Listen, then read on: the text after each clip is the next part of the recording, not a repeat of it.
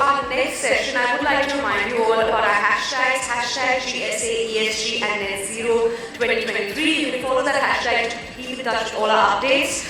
Also, if you're posting, please use that hashtag along with our hashtag Planet Buddy, which is a fantastic initiative highlighting the efforts of individuals, organizations, and NGOs who go above and beyond to build a sustainable planet.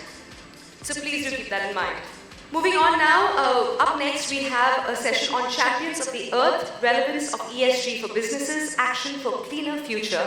To moderate the session, please welcome Purushottam Kaushik, Head, Center for Fourth Industrial Revolution, India, World Economic Forum. If you could have a huge round of applause for Mr. Kaushik as he joins us on stage. Joining Mr. Kaushik in this panel is Advocate Afroz Shah, Bombay High Court, and Champion of Earth awardee.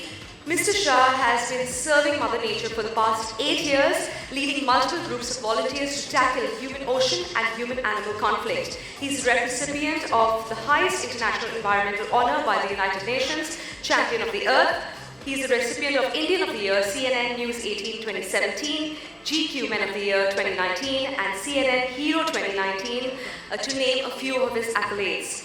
He's actively involved in tackling marine litter by cleaning our water bodies, and to date he's removed approximately over 100 million kgs of plastic and debris. I think that calls for a huge round of applause.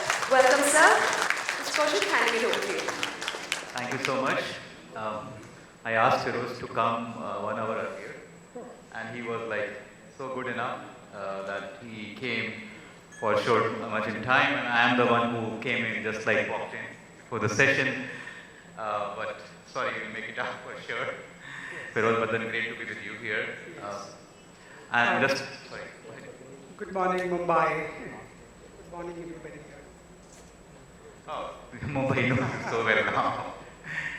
My name is Purushottam. Puru is what everybody calls me. I head the India Center of World Economic Forum, and I have been with Forum for about 4 years. And in India, why it's called Center for Fourth Industrial Revolution is that we believe that emerging technologies, when we say AI, IoT, blockchain, drones, etc., will really make a huge difference. And we have been working in a few of the areas, specifically like agriculture, healthcare, urban. And the topic today is for sure very close to my heart, our heart, and let's see how we can make the most of it. Maybe to start with, just to kind of give you a perspective of where we have been involved as World Economic Forum, and then I'll try to connect. I'll try to see that like what is the World Economic Forum comes from a more like a big picture, but then Afroz's story is like how small little action can really drive a movement or evolution on the ground and can really transform things. So just to start with like the big picture here, maybe a minute on, we in Maharashtra, we have an initiative on plastics. It's called GPAP, which we had signed up with the Maharashtra government about in last Davos in May 22, and it was revived in earlier in this year in January as well by the current Chief Minister. And this is showing some amazing actions. The pillars that we use is that how do we get industries, startups, and government together on one table along with the civil society, and then can drive the action, and that has been the really true discovery. I come from a very business organization background from Cisco, and for me numbers were very important, but when as I walk into this role, I realize that how multi-stakeholder engagements and discussions can really make a huge difference. And the second one, which is more closer to what Afroz is, that unless you drive actions closer to the ground, it's only talk, and it's only like white papers and knowledge reports and those kind of things, but then we really need to have impact to be brought in together.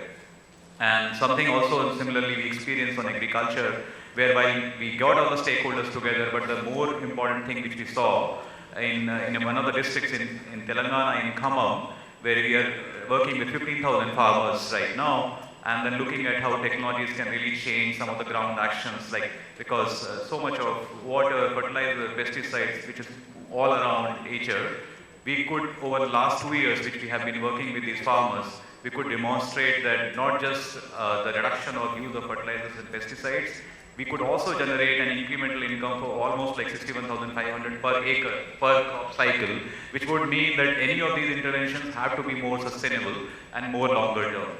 So I'll just pause it here, but then let Afroz also walk through the story of how possibly the humble initial beginnings when you saw from your balcony the beach position when you bought your apartment, but then from all the 8 years. I think this is a very old story. 8 years have passed by what happened.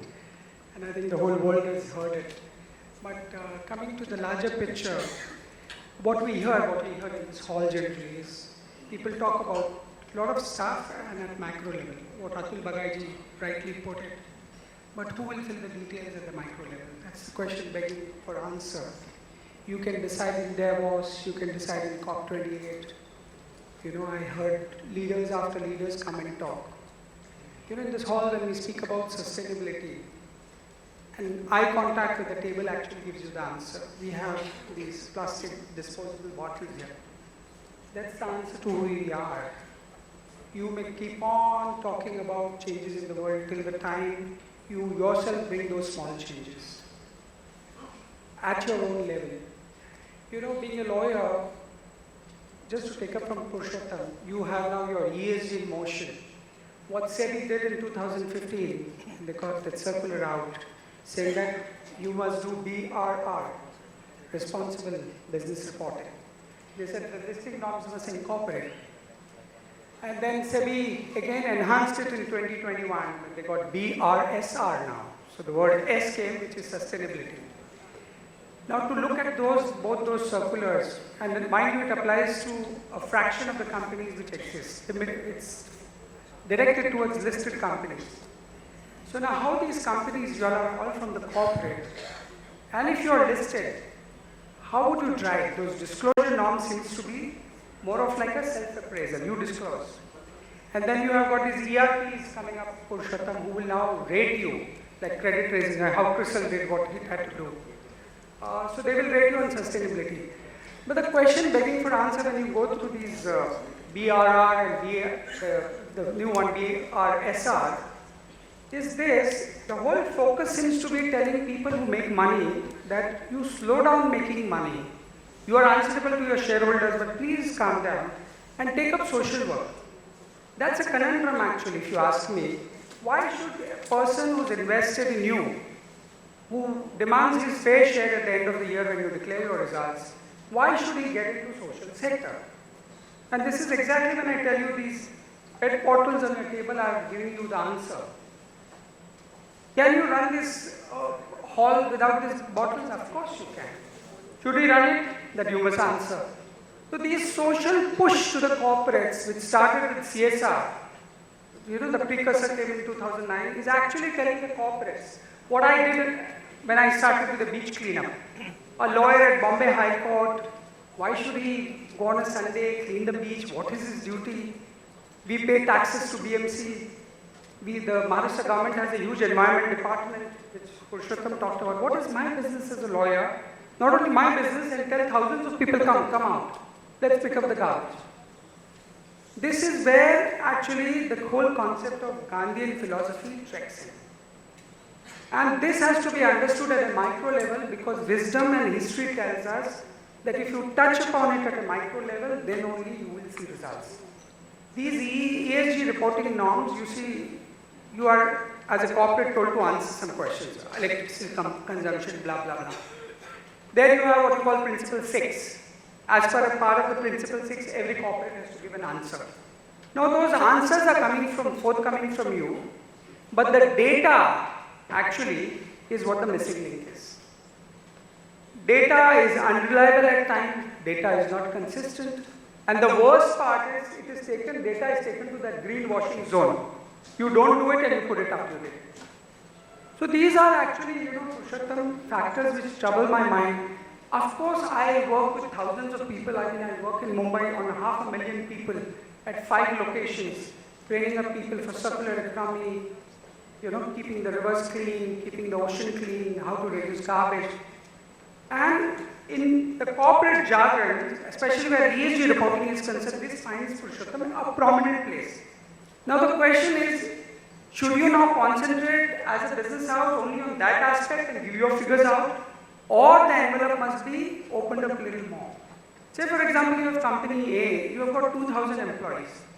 You will put out your ESG report saying that, of course it will be credit rated, whether SEBI will like it, investors will like it or not, you have been far more creditable, hence more money at a lower interest rate.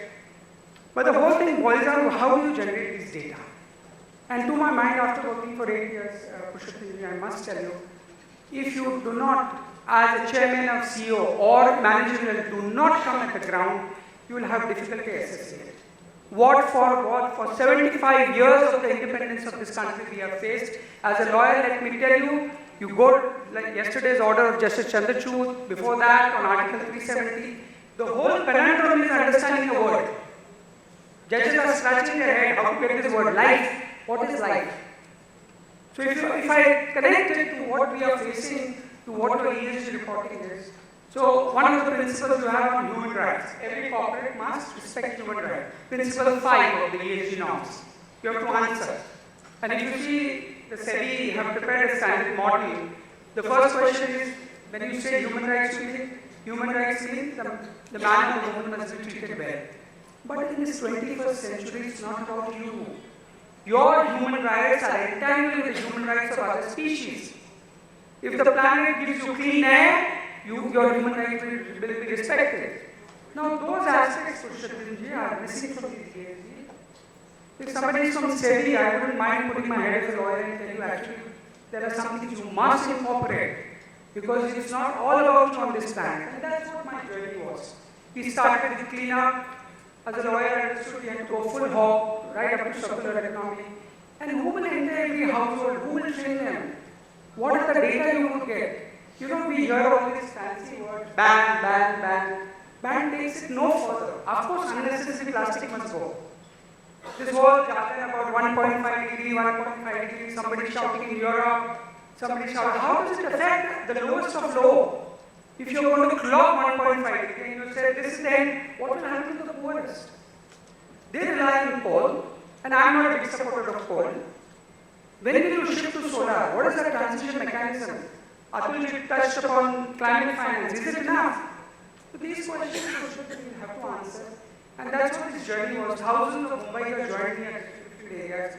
And I hope that each corporate who's sitting takes this ESG norm in front of them, ER, PR, SR, and then see practically what we can do. Can you generate a good, reliable data which will find favor with SEBI and which will find favor with what you call your investors, and not only that, which will find favor with you on a moral ground. Am I doing the right thing for the planet? Well, thank you so much, Rose. That's really great to hear. But now look at, say, last 9 years that you have been in this ecosystem transforming, and look at from like each one of us possibly who would like to be you. What are those maybe 2 or 3 big learnings which each of us can adopt? I know that we said my action, not like look at law, look at maybe possibly as a collaborative action between corporates, but then each of them becoming Afroz. And those 3 things which you think they can your learnings, they can adopt. I think, there are 2 aspects to this. One is on an individual level and one is on a systemic level. Now the whole world at this point of time, you take COP28 or any multilateral organization, the talk is on systemic level at macro level. I would urge each one who's here, learn yourself. I'm telling you, if you're an environment minister and if you know what is waste, you will exactly make the policy as you have seen with your own eyes. In corporates, you have a lot of these things. I had I don't want to name it, a former director of a big multinational who, after retiring, works with me. And he said, it's a big multinational, one of the biggest. He says, when I joined the company, we were sent to rural hinterland. So I asked him, why? You are a big fancy FMCG. He said, for us to learn the factory shop. He rose up to become the director of the FMCG. So this whole learning curve, like how you deal with your child at home. Why do you send him to school? Why does he go to college? Why does he do? In sustainability, we need to do that now. Human beings want to do MBA directly. You'll have to start from class 1. Where is the problem? Should I sit with a pen and paper? Should I learn it? And this has created a confusion. So every night when you open your television, you hear that the nation wants to know. So you ask yourself, what actually the nation wants to know? So you're flooded with information and knowledge which actually is of no use practically at the ground. If you want to understand what BRSR is, how to implement it, the head honchos who are there, you spend some time at the ground, understand what's going on, why you need it, what is the peculiar form. Like for example on fuel efficiency. So everything is driven in India by coal at this moment, solar is still a fraction. Now if you're driven by coal, what are the mitigating factors you would run? Like on human rights, I talked about. You talk about human rights of an individual, what about human rights of other species, human rights of keeping the planet safe. So these all have to be intermingled, and on systemic level, we have a long, long way to go. We have 1.5 billion Purushottam. It's impossible to my mind as a lawyer to govern. A court order can't reach, a government policy can't filter down. What Rajiv Gandhi said famously in 1985, I said 1 rupee is not even 5 paisa reaches. So that's what's happening. You see, you got this plastic ban. Atulji was there, we had a peat plastic pollution launched from Warsaw Beach in 2017. And look, now 6 years, we're still grappling. You go outside, the vendors still selling that plastic. There's a ban, rework. You drive, they're throwing plastic. So on an individual level, behavioral change is the key. Behavioral change to bring about, it would need multiple action on your front. First of all, you must learn, then try to teach others. On systemic level, I'll tell you, there's an EPR mechanism as far as waste management goes. It's completely silent on circular economy. But if you see that EPR mechanism, they broad parameters kg versus kg. That means if you produce 1 kg of plastic as a company, you take back 1 kg. But they don't factor in the fact that to produce 1 kg X is the cost. To retrieve that 1 kg, if it is landed in the ocean, it's X plus 1 the cost. That is not factored. Now, why it is not factored? Somebody didn't get the experience at the ground level. So now, just a month back, somebody sent me a WhatsApp, huge show cause notices from Central Pollution Control Board to one of the biggest companies who was providing, I'm not into the game of name shaming, but just to share with you, you can find it out on the internet. 2 biggest companies who are providing these EPR certificates actually.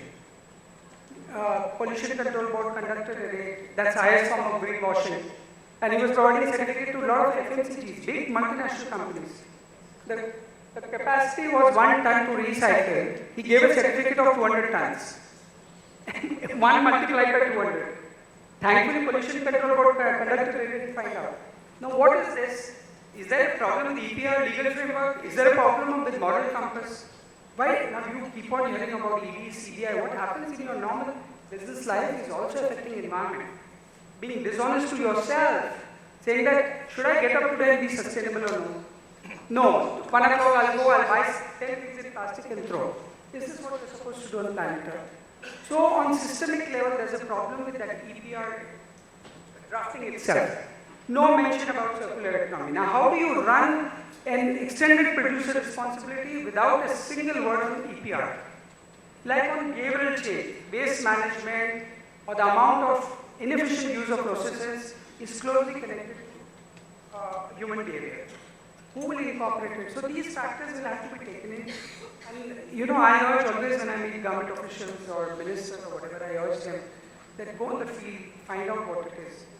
Not everything can be decided in your mantralayas and your 5-star hotels. Some things will have to be taken up from the ground. Of course, the larger picture you draw, but go at the field and find out and then incorporate it will be a wonderful policy. This EPR has fallen flat. Those rates indicate that you have 1 ton capacity and you are issuing 200 tons. The license of that man is suspended. Plus, one more aspect. We are governed now on pollution aspect by Water Act, Air Act. Look at them. As a lawyer, I feel laughable. One day I had a meeting with Maharashtra Pollution Control Board chairman. I think it was 2 years back, right during the COVID times. Penalty 10,000 rupees. And that too, it's all directed towards industry. As if the industry is the biggest pollutant. Don't you have a mutual pollutant? I'll tell you, at my beach, there's a colony of 35,000 people living in a slum. All of them pollute the ocean. There's no waste management there when we landed there. Now, if the Pollution Control Board has to penalize, you know what they have? They archive British provision of 1890s and 1900, where you know what you do? You penalize. Okay, you don't pay. Sell their property, sell the land. Who's interested in buying that 35,000 houses? Look at the course of law to imposing This polluter or pay principle has not been properly incorporated keeping the local factors. So these penalties under this Water Act, Air Act is absolutely minimal, nobody is interested. Somebody finds you 15,000, pay 15,000. The only fear is to the industry, they said, withdraw the consent to operate and establish. So you fear your company will set up. Your company pollution control. So you try to follow the norm. Billions of people are not following it. And on the sustainability on a systemic front, one more thing which I want to emphasize, since there are a lot of companies here, sustainability is about your company and the human resources. As you respect, sexual exploitation at the workplace, human rights at the workplace, similarly, something on sustainability must be taken up for training your thousands and thousands of employees saying that this is sustainability. This is what you will have to do. So these are my broad inputs. I think I've spoken too long. Lawyers have to stop. Otherwise, they keep on going. At the courts, the judges will say, Mr. Counsel, sit down, let us pass the order. For sure, I think 15 minutes is too short a time for someone to hear and digest what Afroz is saying, his learnings over the years. But then feel free to meet him in case he has time around. Yeah, and what I could suggest is if you all are interested in running these hardcore sustainability programs at your workplace, in your offices, whatever, please do contact us. We'll be more than happy. My volunteers who have learned it at the ground will be more than happy to help and support you. Maybe one thing we can do before we close, I don't know whether there is a point of questions here, but then one thing we can do before we close. So you pointed out the water bottles lying here, but possibly why don't we ask all our audience to at least pick up the water bottle that you have in your hand and say that, okay, next time I will bring my own bottle. Basically, Purushottam is suggesting take a pledge right now. Yeah, why don't we take a pledge here? But thank you so much for being a great audience, and happy to maybe meet any of you later or take your questions. I don't know whether we have time right now, right? Sorry, sir, I actually had to interrupt you all. It's a very, very interesting conversation. It's great listening to Mr. Shah as well, but in the interest of time, we have to Yes. wind up. Thank you so much.